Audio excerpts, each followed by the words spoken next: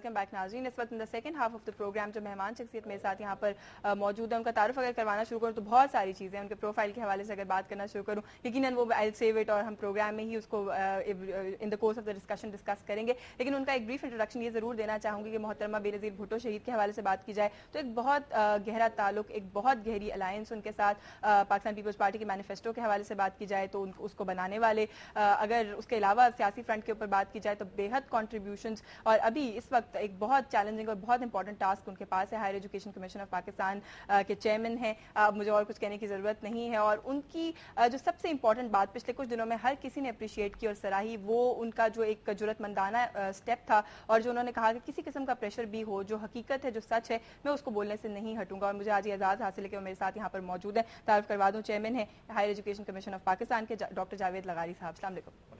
بہت شکریہ تشریف لانے کا. Thank you very much for inviting You me. have no idea کہ میں کتنی خوش ہوں آج کہ آپ میرے ساتھ یہاں پر موجود ہیں. It's a pleasure to have you here. Pleasure to meet you. Pleasure. اچھا, میں جو آپ سے بات کا آغاز یہاں سے کرنا چاہوں گی, جو بات میں بھی آپ کو بریک میں بھی کہہ رہی تھی کہ اگر میں آپ کی ریسرچ انٹرسٹ اٹھا کے دیکھوں, جو آپ کا سارا پروفائل ہے اور اکیڈیمک پروفائل ہے خاص طور پہ, ساری وہ چیزیں ہیں جو پاکستان میں ایگزسٹ نہیں کرتی. اگر ہم بات کریں ہائر ایجوکیشن کی, انرجی اینڈ پاور کی, لیڈرشپ کی, یہ ساری چیزیں تو وہ ہیں جن کا ہر وقت کرائسس رہتا ہے پاکستان میں. آپ کو خیال کیسے آیا ان ساری چیزوں کا؟ I think because اسی وجہ سے خیال ہے کہ because یہ چیزیں پاکستان میں ایگزسٹ نہیں کرتی ہیں. You know, I was in America for 15 years. Okay. اور because یہ چیزیں یہاں پہ نہیں کرتی ہیں تو one has to make personal sacrifices to return back to the country. اور it was محترمہ, she was kind enough کہ she asked me to come and establish an institute in her father's name. Because so that is when I returned back to Pakistan, which is Shaheed Zulfikar Ali Bhutto Institute of Science and Technology, and that is where I started my association with محترمہ. اچھا, تو اگر میں اب آپ نے محترمہ کا نام لے لیا, ان کے ساتھ ایسوسیشن کو کیسے ریکال کرتے ہیں, کیا میموریز ہیں, کیسی ایسوسیشن تھی؟ I think میں کہہ سکتا ہوں کہ one of the best periods of my life, more than roughly 15 to 17 years of association with her, and a very close association, because initially تو ایک سینس میں ایک academic association ہوئی, یونیورسٹی کی ہوئی, پھر وہ خود مجھے پالیٹکس میں لے کر آ گئیں, پھر numerous committees of Pakistan Peoples Party ڈالا, سینٹ میں انہوں نے خود میرے نام کو نامینیٹ کیا, she made me a senator in the Pakistan People's Party. So I think it was a wonderful experience learning from her, and she is really my mentor. She is your mentor. جیسے بھی ہم break میں بھی بات کرتے تو آپ نے بہت خوبصورت الفاظ میں ان کو یاد کیا. اچھا, 15 سال آپ نے کہا, 14-15 سال آپ نے امریکہ میں گزارے. بہت سے لوگ جو پاکستان سے باہر بیسڈ ہوتے ہیں, جب پاکستان آتے ہیں تو وہ اکثر یہ بات کہتے ہیں کہ یہاں کا اتنا عجیب سسٹم ہے کہ ہمیں تو پاکستان میں چلنا بھی سیدھا نہیں آتا. آپ پاکستان میں آ کے سیاست میں آ گئے اور سارا جو سسٹم کی خرابی ہوتی ہے لوگ اس کو بلیم کرتے ہیں یہاں کے سیاسی اسٹرکچر کو, تو پاکستان میں آ کے اس کے بعد پاکستانی سیاست میں خود کو پانا, وہ کیسا ایکسپیرینس تھا؟ Well, see, ہم نے گرو اپ تو یہیں پہ کیا ہے نا. We were born here, we grew up in Pakistan. Pakistan کا سارا سسٹم ہم لوگ سمجھتے ہیں. پھر ٹھیک ہے, امریکہ گئے, we learned all the new things, research کے بارے میں, ڈیولپمنٹ کے بارے میں, سائنس اینڈ ٹیکنالوجی پہ, ایجوکیشن پہ, انرجی پہ, کافی چیزیں ہیں. وہاں پہ بھی پولیٹیکل سسٹمس کو انڈرسٹینڈ کیا. پھر ایک فیل کیا کہ پاکستان میں ایک بہت بڑی ڈیفیشنسی ہے کہ ہم جیسے لوگ اگر پاکستان نہیں آئیں گے تو پاکستان کون بنائے گا. You know, you just can't expect کہ بنا بنائے کیک اور آپ جا کے اس کو جا کے کھائیں. I think one has to contribute in the making of the cake. اچھا, تو کیا وہ اس کے ہارڈ شپس کیا آئیں ابھی تک؟ کیا ہارڈ شپس ہیں؟ ویسے کچھ تو ہمیں پتا بھی ہیں, باقی جو نہیں پتا وہ آپ. ہارڈ شپس تو I think they are not hidden. ہر ایک کو پتا ہے کہ یو نو obviously ہمارا جو پورا مس گورننس پاکستان میں بہت ہے, مس مینجمنٹ بہت ہے, ویری ہائی لیولس آف کرپشنز ہے ہر جگہ. obviously اگر کوئی ٹیکنوکریٹس یا پڑھے لکھے لوگ آتے ہیں ان کو ہر قسم کی بلاکیٹ دی جاتی ہے, کہ ڈسکریج کیا جاتا ہے, یہی بولا جاتا ہے کہ تم کیوں آ گئے ہو پاکستان میں, واپس چلے جاؤ, چھوڑ کے چلے جاؤ. میرے ساتھ تو بہت ہوتا ہے, لوگوں نے تو میرے ساتھ شرطیں بھی لگائی تھی اچھے خاصے پیسوں کی کہ یو نو وی گارنٹی کہ یہ 1-2 سال میں واپس چلا جائے گا. لیکن obviously once جیسے Tariq burnt his boats, so I think I burned my boats when I came from America and I was here. اچھا, مطلب یہ آپ سوچ کر اس وقت یہ طے کر کے آئے تھے کہ آپ نے اس ملک کی بہتری کے لیے کام کرنا ہے. بالکل, ایبسولوٹلی. اور وہاں پہ بھی میں نے اچھی پوزیشن چھوڑ کر آیا تھا. I know that.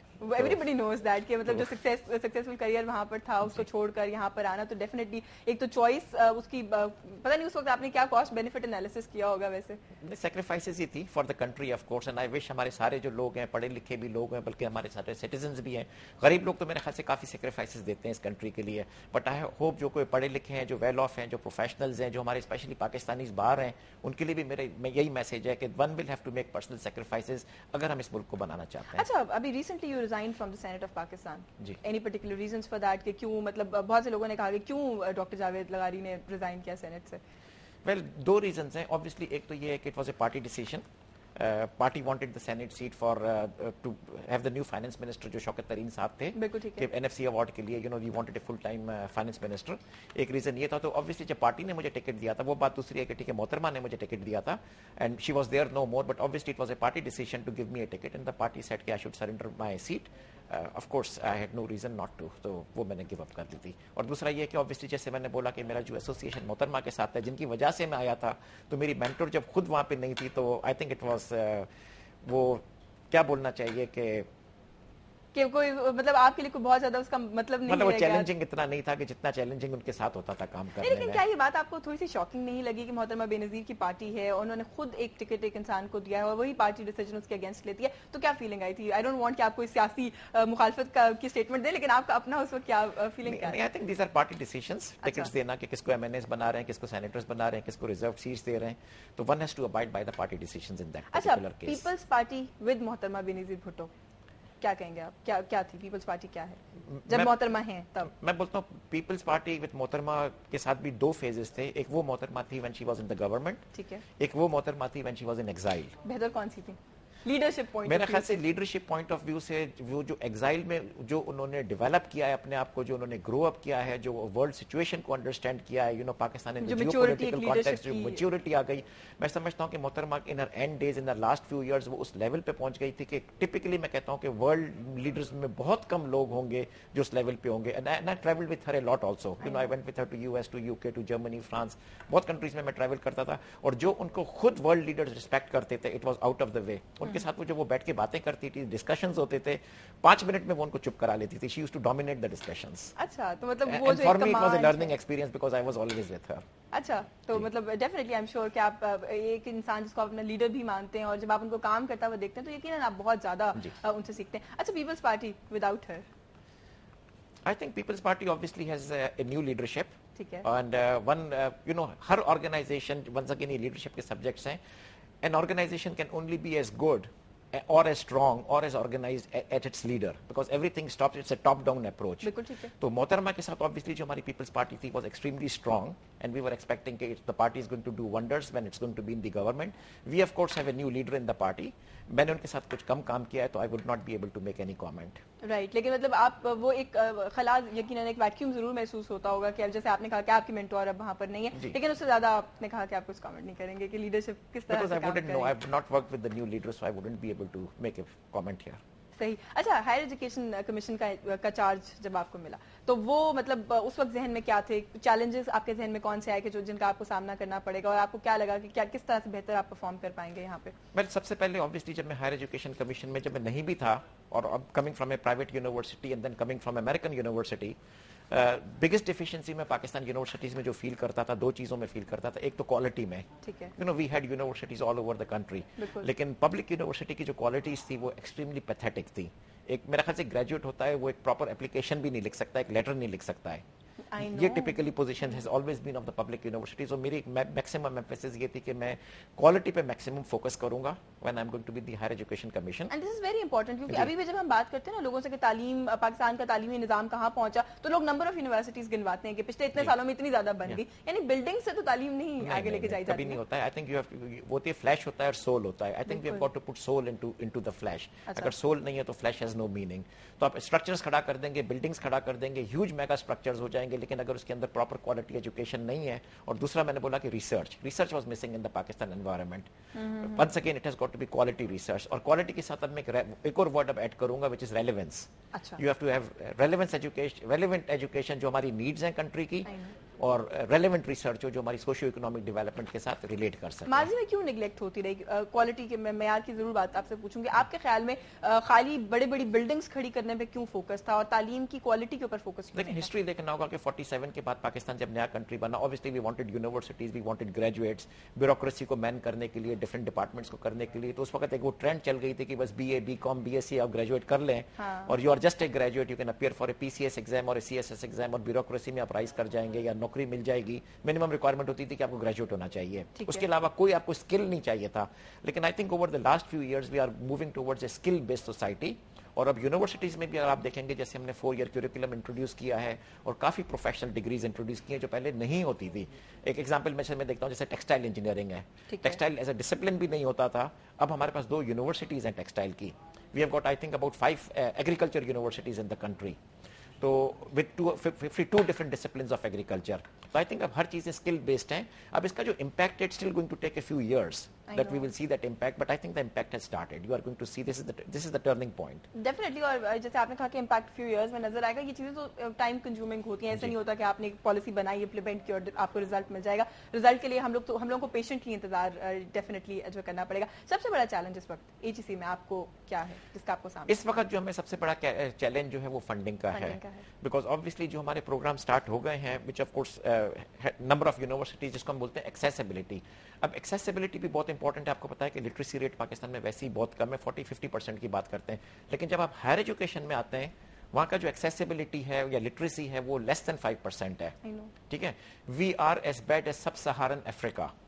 इंडिया हमसे 2.5 times better है, which is about 12%. And if you go to Muslim countries like Turkey and Malaysia, जो कि काफी मैं बोलता हूँ fast developing Muslim countries हैं, they are at 30%. तो उस हिसाब से हम 5% पे बहुत लो हैं. अब एक्सेसिबिलिटी में अगर हम इसको डबल भी करना चाहते हैं from 5 to 10, it literally means doubling the number of universities. बिल्कुल सही है. तो यही एक बहुत बड़ा चैलेंज है जो कि ऑफ कोर्स हमारा पॉसिबल भी नहीं है कि हम with in 5-10 years double the number of universities कर सकें. तो बिल्कुल ही तो रिसोर्सेज तो क्लियरली चाहिए आपको यूनिवर्सिटीज बढ़ाने के लिए, डिपार्टमेंट्स करने के लिए, आपको इसमें इक्विपमेंट रखने के लिए, लाइब्रेरी बुक्स लेने के लिए. और फिर सेकंड चैलेंज इसके साथ फैकल्टी का होता है. सिर्फ आप यूनिवर्सिटीज थोड़ी बनाएंगे, because quality of course of A university and quality of teaching depends on the faculty. बिल्कुल सही है. फैकल्टी इस वक्त ही हमारे पास अच्छी खासी जो पुरानी मोंजेदड़ो टाइम से चलती आ रही है, डायनासोर एज वाले तो ऑब्वियसली वी हैव गॉट सब standard faculty in a large number of universities. करें आप बहुत सारे असातिज़ा को नहीं, लेकिन आई थिंक हमारा जो नया ब्लड आ रहा है, नए लोग जो बाहर से पीएचडीज करके आ रहे हैं, we are getting very new dynamic people with PhD degrees with a lot of research.